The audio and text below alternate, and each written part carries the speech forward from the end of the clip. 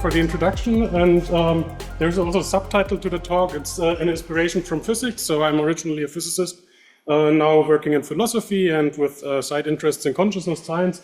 But today I'm mostly trying to present some general things as an inspiration from physics. And it's, of course, about concept, structure, and empirical practice and the relation between all of those. Now, let me start with some very simple statement about structure, and I would say structure is essential for science. And as a very simple example, consider just the zoology. So you have lots of animals, and you might be able to name them without structures. That's debatable, but you might say, okay, there's a pig, there's a rabbit, there's a bat, and so on. But as soon as you start to categorize them into mammals and birds and insects and so on, you start adding structure on top. So even the most simple things in science, you will need structures for to just categorize. And then you can also make statements like, okay, no mammal is a bird, no bird is an insect, but some flying animals are mammals and so on. Now there's something in the way. Let me try to... oh, sorry. The blue one. Okay, try again. Sorry for that. Okay. Yeah, so that's like a very basic structures. Of course, that's very simple. A more interesting structure might be, for example, who eats whom. That might be important for some of the animals. Not sure if all of the arrows are correct, but anyways. So all that is just to say, okay, for science, structure is essential. Without structure, we cannot say much interesting stuff, at least. But of course, we are not here for zoology, but instead for consciousness science. And Johannes recently has written a paper.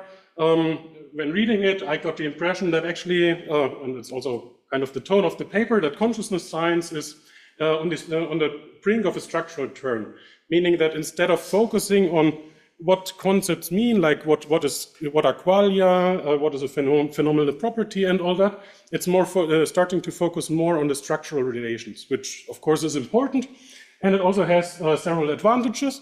But it also has disadvantages. Let's start with some of the advantages. For example, it might allow, like focusing on more structural effects, might allow to develop new experiments. Also, it might allow to create some new measures of consciousness. And very important, talking about structure might allow the subject under investigation to say some more detail, to give some more detailed reports. So not just saying, oh, I see red here, I see green there, but also saying something like, oh, this orange is more similar to red than it is to green, let's say. So that's also an important thing, but it also has disadvantages to focus more on structure. One major disadvantage is that it remains unclear how the structural facts relate to, and here I quote Johannes, to the intrinsic nature of qualities and qualia. So it's not clear by discussing like the structures, like what can we learn about the content of what we are actually interested in. And there's another disadvantage, which is that it is highly labor intensive. So if you want to map out a full quality space or qualia space or however you want to call it, that will take lots of time to really measure all the instances. But for today, what I want to focus on, like the most important thing, and this is what I added to the list, is by focusing too much on the structural side of the problem or of consciousness science, we might lose sight of essential conceptual work. And the point here is that even though structure is essential for science, it is not sufficient for empirical practice. Let me try to motivate that from some physics perspective. So looking at the definition of momentum, so this is like momentum P is equal to m times v, like the momentum is equal to mass times velocity. That's one equation. Then there's also like the continuum version of Ohm's law saying that the charge current density is equal to the conductivity times the electric field. You don't need to understand the physics here, you just need to see that these are different laws, different equations saying different things. So here's Newton's second law, which is the force is equal to mass times acceleration. But you don't need to understand the details. It's just like all these three things are saying something different, even though they have an identical form. So all three equations have the form of a vector being equal to a scalar, which is just a number, times another vector. And that basically tells us that all these three equations, even though they have completely different meaning, describe the same mathematical structure. And to show that, now this is a little bit technical. If you're not too close or too interested in the mathematics, then ignore like the next few slides. But it's for those who are interested in mathematical details. A structure in a mathematical sense is an ordered pair of a domain and a relation. And the relation for such an equation, let's look at the momentum definition, will be just defined as a tuple, as a set of all tuples for which p is equal to m times p. So that is how the relation is defined based on the equation. And the corresponding domain is also just, okay, we have like a vector, like p is in R3, we have m in R, which is the scalar, and we have the velocity in R3, so it's a vector again. Apart from some subtle details, it's basically just another mathematical space. But now if you look closely, you will see that actually p, m, and v are all demi-variables. So what we can do is we can just rename them without changing the structure, meaning by renaming them from PMV to J sigma E, we have the same structure, but now we are addressing Ohm's law. Renaming them again, we have the same structure, but now we have Newton's second law. I mean, you said? Oh, I thought you were raising your hand for showing the time. Questions later. All right, okay. Yes, so that's the point. Even though all three are different, all three equations mean different things, all of them define the same mathematical structure. So the question is how to make empirical sense of these equations. It's quite unclear because it cannot be in the structure, it must be something else. And it's like today's talk is about this something else. And for that, let's look at the last equation, like Newton's second law, and let's ask how to make empirical sense of Newton's second law. Now, the main problem to understand it better is that we have one equation and two unknowns. So two unknowns are the force, which was newly introduced, or at least introduced with a new meaning by Newton, and the mass, which also was newly introduced, or introduced with a new meaning by Newton. Only the acceleration was known before from kinematics. Now, with one equation and two unknowns, you know that there is a problem. It's mathematically underdetermined. So if you have more unknowns than equations, you cannot do much. You can solve for the known quantity, but then you have on the other side two unknown quantities, and it seems like you're lost. Because of this, also some people say, okay, actually the Newton's second law is not really a law of nature. It's instead an equation. Instead a definition of the force. However, I would say it's a little bit different. What you can do instead is you can use that even though they are qualitatively different, they are quantitatively equal. So that's the basic point of the Newton's second law. What I mean by quantitatively equal, it's an equality, so the left side is equal to the right side quantitatively. However, qualitatively, the two sides are not equal. On the right side, m times a, you have quantities describing an object, or the motion of an object. On the left-hand side, you have a force which doesn't describe the object itself, but instead it describes how the environment affects the object. So even though they are quantitatively equal, they are qualitatively different, and this is what we can use to make sense of it. To look at it based on an example, we consider a textbook example, which is a weight attached to a mechanical spring, and if you if you deviate it slightly away from an equilibrium position, it will start to oscillate. And the way to describe it is we take Newton's second law. We add a model for the restoring force, which is also known as Hooke's law in this case. We combine the two. You don't need to understand the details. We combine the two to an equation of motion, and we solve the equation of motion. So it's a differential equation. We find a solution, and that's the predicted trajectory, which we would want to compare to an experiment. Now, in the experiment, we basically take the same form, and we can find the frequency of the oscillation. So we find the frequency of the oscillation, and now we can compare, and this is basically the textbook result. So we have the experimentally determined frequency, and it's related to the spring constant of the restoring force model and the mass. But now here you see the problem again. This is actually the key problem. It's underdetermined. So we have the experimental frequency, one parameter, and on the other side we have two parameters, the spring constant and the mass. Now, This is usually where textbooks stop, but you can see that here, since we have the same problem, there's still like unclear what is the empirical meaning of Newton's second law. Does someone have an idea? How do we proceed? And maybe someone can give me the remaining time. So I didn't register when exactly starts. Okay. But about 10 minutes, roughly? Okay. Okay. More or less, yes. We can do it also with just springs and masses. So the trick is the following. Instead of just looking at one mechanical spring, we add another one. And at first it seems like we don't gain anything. So now the one frequency, like in the combination of mass 1 and spring 1, we have one experimental frequency, and in the other case we have also like 2 parameters on one. But now what we can do is we can use the qualitative difference between the two, and we can exchange the masses. By this, we actually get 2 new combinations, and suddenly we have 4 parameters on the theoretical side and 4 experimental parameters. And we don't need to stop there, so this would be now not an underdetermined set of equations, but this would be exactly determined. But it would mean just, okay, it would be a rephrasing of some experimental quantities. The really interesting case starts if we take more than these. If we add a third one, or more than that, now we have 6 parameters on the theory side and 9 experimental parameters from the different combinations of masses and springs. And suddenly, the Newton's second law and the restoring force model together have some empirical content. So the empirical content is not, let me go back, it's not here, this is just a rewriting in a sense. The empirical content starts as soon as we have compare several of those situations. And this is the empirical content of Newton's second law, or how we get some empirical meaning from Newton's second law. But what actually happened? So I said something about qualitatively like different and all that.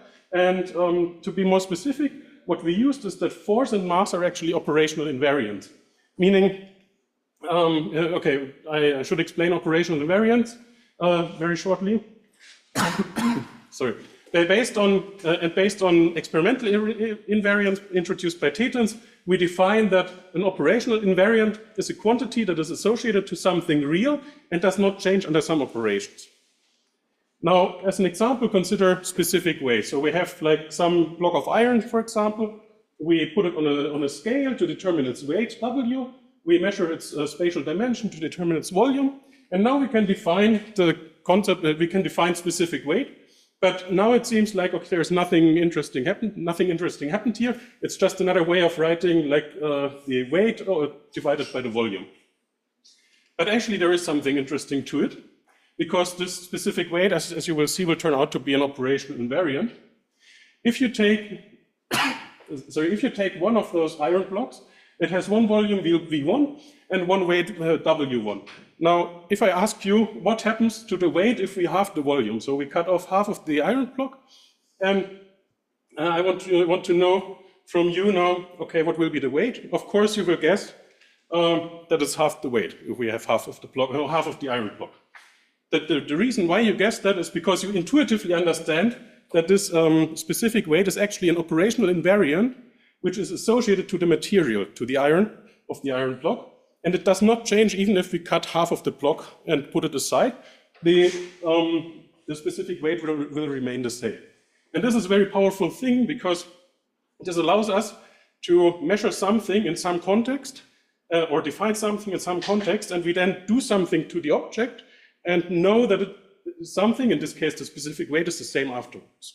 Since it's since it's such a simple example, let me also give you a non-example and consider this per volume specific weight. So this is, you probably have never heard of that because it's a useless quantity, but as far as I know. But we could just define, also based on the weight and the volume, we could define the per volume specific weight, which means like we divide the specific weight by the volume. And the point is, it's not an operational invariant. If you, for example, cut the block in half, then you will actually double the per volume specific weight. So there's nothing to gain there. Just to understand it better, if it was an operational invariant associated to the material, it would mean that if we cut the block in half and have only half of it remaining, then the weight would be a quarter of the previous weight. So this is if it was one, but of course it's not, so please don't get that wrong. But I hope this a little bit clarified like the concept of operational invariance, which I also hope will be useful in consciousness science, or at least a version of that might be useful. But let's now get back first to Newton's second law and the spring example. So what we had is, we had the second law together with this model for the restoring force. We complemented it, or what we used is that mass is an operational invariant that is associated to the object, the motion of which we want to describe, and force is an operational invariant which is associated to the environment. So you see it was associated or is associated to the spring, to the springs, not to the object that's moving. And together we use these two things to develop like an experimental scheme by having multiple springs, multiple masses, and then starting to exchange the masses, or more precisely the objects, to get like more experimental parameters which we can measure than theoretical parameters for the systems. And so the empirical practice or the empirical approach would be to bring one object into different environments, that gives us the rows here, and different objects into one environment, which gives us the columns. Now, from a more general perspective, what we did is we had a structure, as I described in the beginning, like these equations define a structure. We complemented it by adding concepts, in this case, operational invariance.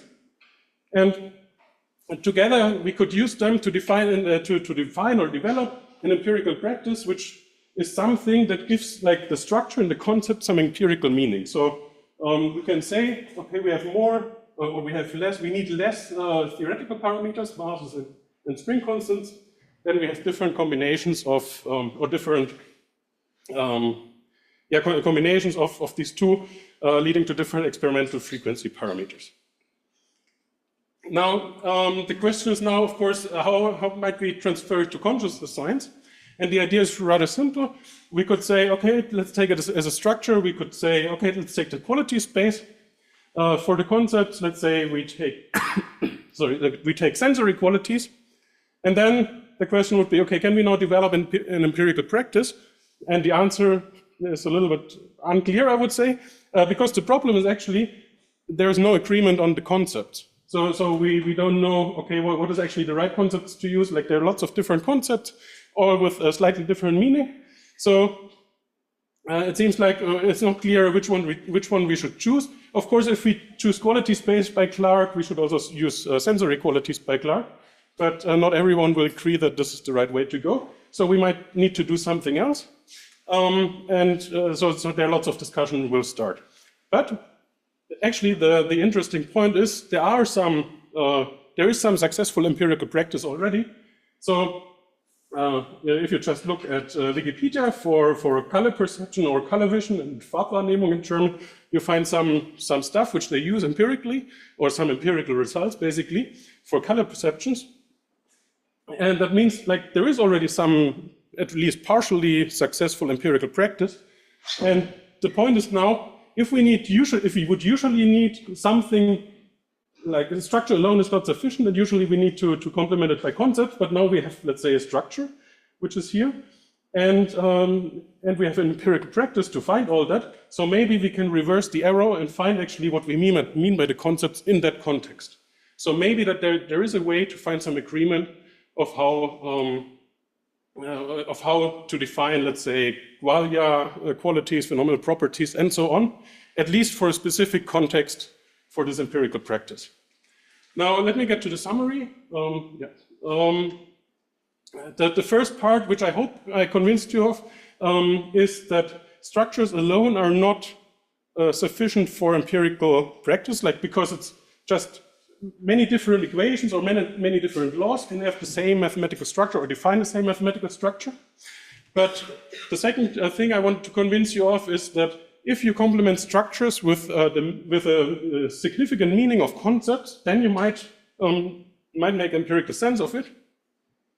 And maybe we can use that in consciousness science to reverse the arrow and actually determine like what is qualia, what is phenomenal properties, and all that.